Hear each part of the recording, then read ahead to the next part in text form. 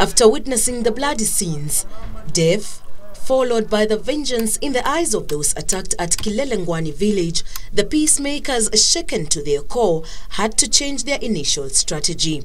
Tunajua tuna uchungu, lakini yale yametendeka, hakuna vile tunafanya, tunasema tupole na kujaribu kusaidia watoto wenu wenye waliwachwa. And to add salt to injury, yet another village was torched in retaliatory attacks in less than 24 hours. 4 people died at Semikaro village in early morning attacks, just hours after 38 had perished the previous day at Kilelengwani. At this point, the people of Tana Delta needed a consoling hand and someone to give them hope in the face of death.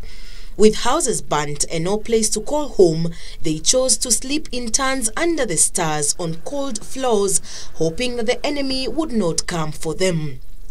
Semikaro dispensary became home to hundreds of families who had fled their homes.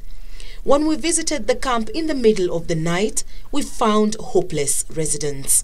Despair written all over their faces. Moto iliungua, mimi nimestahimili hapo ndani, moto imeungua mpaka ile nyumba imekolea moto. Nikasema hapa kifo ndio imekuja hii. Lakini Mungu amenisalimisha. Kama haya ni maisha gani? Nimeacha nyumba yangu huko, nimekuja hapa na huko nyumbani sirudi na hakuna usalama.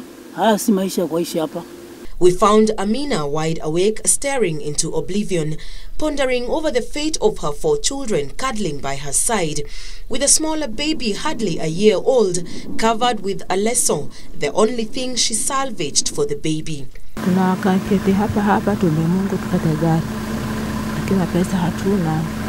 Seeing the desperate situation, Tegla Lorupe had to remove her sweater, literally to cover the baby. The faces of these people beside me speak of the agony they've gone through the past few days.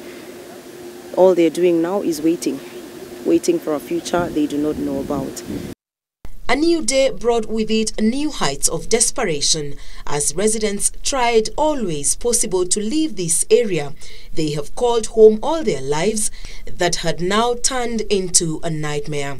The lucky ones jumped on any vehicle passing by while the rest waited for the next one, and slowly the villages in Tana Delta emptied out.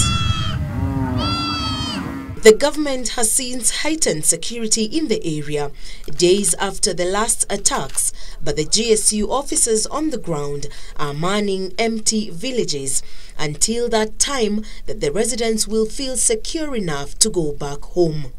Shamba na ngombe ni vitu viwili ambavyo havipatani.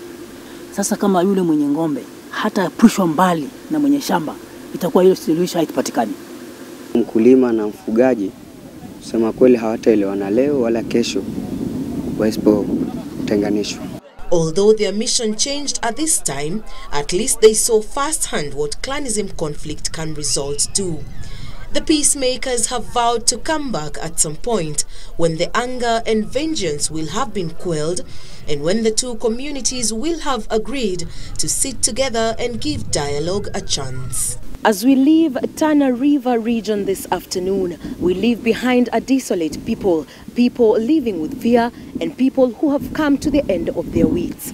But until the residents of this area are willing to put aside the anger and the vengeance, even peace organizations will not be able to plant a seed of peace, a seed that this area so much needs so that the residents can be able to coexist and live together.